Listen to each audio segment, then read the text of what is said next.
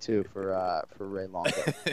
So let's reset this main card, kid. Robert Whittaker, Yoel Romero, split decision for Whittaker. That was not necessarily the score I expected. I think we were talking Octagon side that we might be looking at a draw. Your overall thoughts on a tremendous fight, an amazing showcase for mixed martial arts, and why this sport remains better than any that I've seen, for sure. I've said this many times. Some guys are just made to fight each other, and Yoel Romero and Robert Whittaker are those two men. I think they're just tailor-made for each other to deliver exciting fights every single time out. What's amazing is you get a kid from New Zealand, and Robert Whittaker trains in Australia. That's a country that is not really well known for its wrestling skills. Whittaker's going up against one of the best wrestlers we have ever seen compete inside the octagon.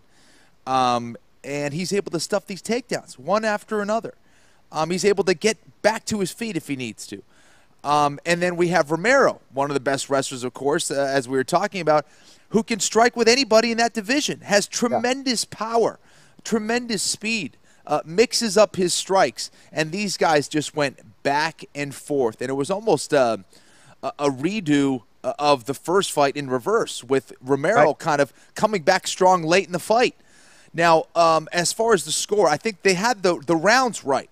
They had it 3 rounds for Whittaker to 2 rounds to Romero. I thought they had it right. The problem with that is I think in that 5th round, I had Romero 10-8 in that round. He had hurt him twice. He had him dropped.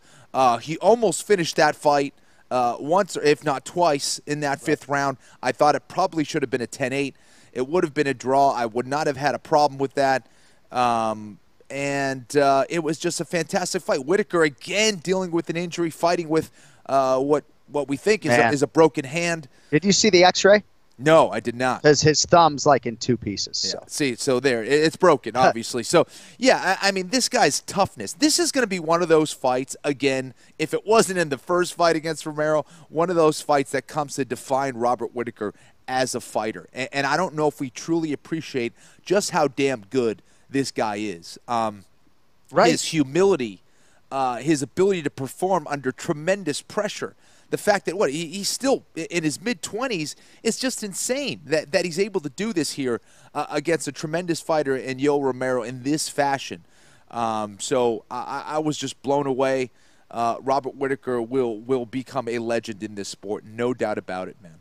Well, and that was the word I used when I was able to peek my head into the ambulance. I just said, man, are you an absolute legend? And Kenny, when we called his UFC debut when he won Tough Smashes in 2012, we knew he was special. Maybe we didn't know he would be this special, but for a long time, most people felt like this was going to be the first Australian to break through, as I sort of said at the outset of the pay-per-view. And, man, did he break through. And you're right, he's only 27 years old. And, you know, this is a jiu-jitsu-based fighter. He's become a special striker, right? But he is a dedicated jiu-jitsu player, and it was brought to my attention actually after the broadcast that he made the Australian national freestyle wrestling team in his spare time. So this is a 5-tool player.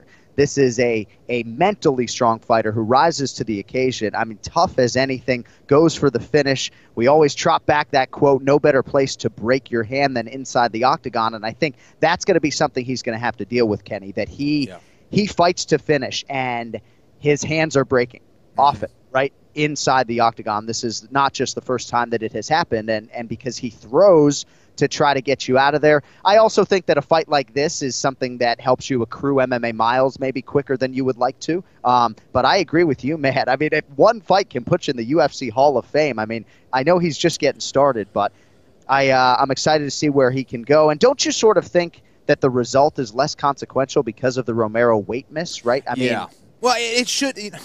And that's exactly what I was thinking. I was like, you know, the fact that they have this result go down the way that it did, you know, Romero didn't make weight at the end of the day. Not that that's how you judge a fight, but as far as the way it all worked out, it did work out for the best in the end.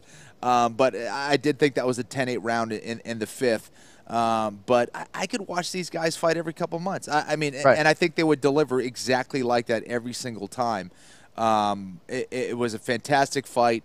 Again, this is one of these legendary fights we will remember for a very long time.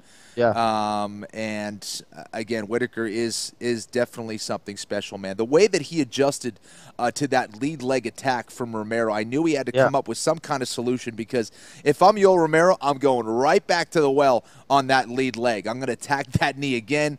Romero tried to. Whittaker was able to adjust and actually was attacking his knee, and I think injured it several times during that fight. So just brilliant stuff from Whittaker and his ability to adapt, evolve, and improve as a fighter. Just loved it.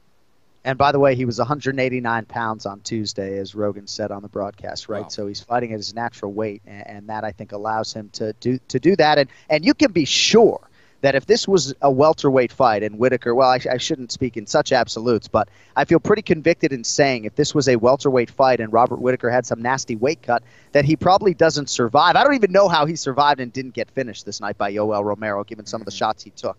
So, you know, fighting at your natural weight maybe helps brain rehydration and maybe helps you survive some of that damage. But I think some time off is in order for Robert Whittaker. I know that's probably not what he's looking for because he just had a year off. But as we spin it forward, maybe it's the year-end show for Whittaker. Maybe there's a late-year Australia show. But I don't know if that would even be a pay-per-view if they went down there again. So for Whittaker, forgetting about the timeline, who is next? I mean, I feel like the strongest argument certainly can be made for Kelvin Gastelum. Yeah. He was the name that was on standby.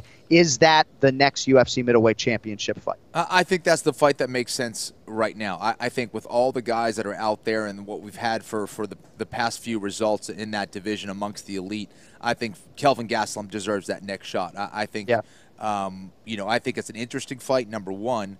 And I think right now he's the guy at the top who has, you know, most of the consistency in that division. And you look at the guys that he's beaten, it's a fantastic fight. And I think Kelvin deserves it most right now. And when you look at the middleweight top five, in a lot of respects, it's hard to make an argument for someone else. I will do it, though. And I talked about Chris Weidman last week when he was on the program. He does have the head-to-head win and finish of Gastelum in his last fight. But since that fight, right, Gastelum has 2 wins, a finish of Michael Bisping, and then the decision win over Jacare Souza. So I think Gastelum is really hard to deny. As far as Yoel Romero in this equation, Ken Flo, I just think it's hard with the 2 weight misses and the 2 head-to-head losses to Robert Whittaker to make an argument for Romero. So in that respect, the decision is consequential, right? Because if this was 1-1 now or even a draw, maybe Dana White would relent. But when you couple the judges' scorecards with the 2 weight misses, it would seem to me that this conversation really comes down to Gastelum and then an outside shot for Chris Weidman, maybe. Listen, the UFC and the fans, they want a fighter who's going to step on the scale, make weight, and make that championship fight happen. And if you're that guy who's not able to do that, not once, but twice in a row for a belt, you're just not going to be reliable for the organization. So it was a huge mistake for Romero, a tremendous miscalculation by their team. You have to be on it. Again, if you're not getting up and making weight for a championship fight, then what fight are you going to make weight for? What fight are you going to be up for? What fight are you going to be a professional for? Sure.